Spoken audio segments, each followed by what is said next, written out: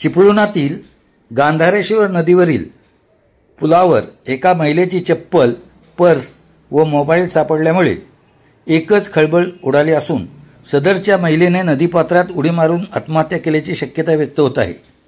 याबाबत अधिक माहिती अशी की संगमेश्वर येथील अपेक्षा अमोल चव्हाण ही काल सायंकाळी 4 वाजता घरात कोणालाही काही न सांगता निघून गेली। त्याबद्दल तिचे पती अमोल चव्हाण यांनी संगमेश्वर पोलीस ठाण्यात बेपत्ता झाल्याची तक्रार दिली। तिचे लोकेशन तपासण्यात आले असता ती चिपळूण गांधारेश्वर येथे दिसून आले। त्यानुसार तिचे कुटुंब पुलावर आले असता त्यांना तिची चप्पल आणि पर्स दिसून आली। त्यामुळे त्यांनी काल 4 वाजता गुन्हा दाखल करण्यात आला आहे।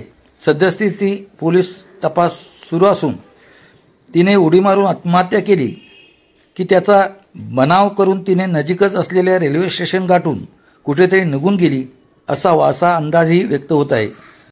चिपळूण पोलीस तपास करीत आहेत। सदरची महिला कोणाला आढळून आल्यास पोलीस स्टेशनशी संपर्क साधावा असे आवाहन करण्यात आले आहे।